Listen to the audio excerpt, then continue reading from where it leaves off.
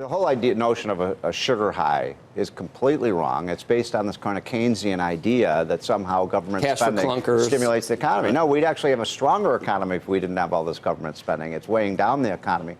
Number one. Number two, as I point out in my piece in the Wall Street Journal today, wait a minute, if this is a sugar high that's causing this, by the way, this year the growth rate's going to be probably closer to 3.5% than 3%. That's better than we had in any of the 8 years under Obama. So that's a huge improvement in the growth rate. But my point is, look, our deficits today as a share of GDP are 1/2 what they were under Obama. So if this is a sugar high, wait a minute, then we should have had 5 or 6% growth under Obama. And one other point about this is, I think a lot of people are confused about the tax cut that Larry Kudlow and I and Art Laffer helped write for the president, which is this. It would be one thing if this tax cut were going to expire at the end of this year. It's not. This tax cut doesn't expire until 2024 or 2025. So it isn't going away even if we're sugar high. Absolutely not. It doesn't change the way the economy is set up. But you can understand the market argument that once you refigure a stock's value based on this idea, it's not going to annualize that every year. It may change entirely how CEOs spend. And maybe we're talking two different things, the economy versus the market reaction. But look, to the point, for example, Joe was making about, well, is the economy slowing down? Wait a minute.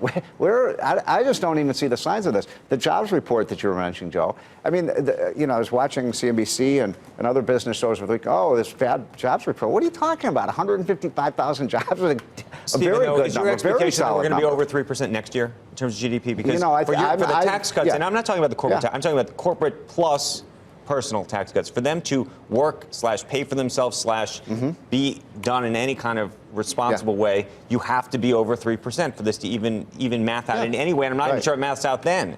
That's right. And if you get 3%, one of the points we always told Donald Trump is, look, the only way you're going to get the debt and deficit down, you've got to grow the economy. Now, you guys were mentioning people like Larry Summers, who doesn't agree, who does think this is a sugar high. Wait a minute, Larry Summers is the economist who said we couldn't grow faster than 2%. I mean, why does anybody listen to somebody who's been completely wrong? That was the new and most of the people, frankly, who are the people who are saying, oh, that we're on a sugar high and the economy is going to slide into a potential recession in 2019-20, are the ones who are exactly wrong about 2017 and 2018. So, why listen to them? I mean, their track record, you got to admit, is pretty poor. There could be other things that cause the economy next year not to hit 3%. There are. And there's no doesn't disprove that the tax cuts were permanent, or doesn't disprove that it would be a repeat.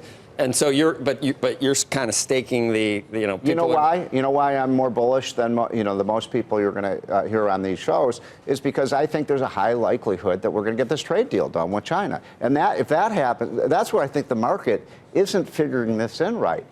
This is going to happen. We are going to get this trade deal done with China. Now I don't know if it's going to happen in the next 90 days, or it's going to happen in 6 months or a year. But it is going to happen. And when that happens, we get this trade deal. They do buy more of our goods and services. They stop stealing our intellectual property, the Chinese. Then you're going to see the biggest boom. You're going to see. I'll tell you what people say, Stephen. They're saying that the 1.75% that Obama was able to muster was because of the Fed stayed at zero. The policies were a headwind. The Obamacare, the regulation, the overregulation, and now Trump's done deregulation, he's done the tax reform, but without the Fed and without 0%, he's going to be lucky to be able to grow it too. Right. In other words, Obama was able to do it because he had a $5 trillion balance sheet orchestrated by the Fed and QE 1, 2, and 3. Maybe 2% on our own is actually pretty good. So you just knocked it out of the park. I mean, the only thing that really worries me about the economy right now is what the Fed is doing. And by the way, Trump called this 3 months ago when the Fed raised rates. So what's going on? But that's a reality of this. But that's a reality of the marketplace. It's a reality of the economy. Somebody needs to explain to me why there's what possible rationale there is for the Fed be raising rates right now. Show me the inflation. Commodity price. Is the economy in great shape, or is the economy in good shape, but it can't take the stress of the Fed continuing to raise? The Fed is what the economy needs right now, because there's so much global demand for dollars. It needs to pump more dollars, not less dollars. Look at commodity prices. Yeah. Commodity prices are falling. How in the world is that consistent with an inflation outlook? It isn't. And then a lot of these economists say the Fed has to raise rates now so they have a mechanism to deal with the next recession. My point is, wait a minute, the Fed is what's going to put us in the next recession if they keep raising rates.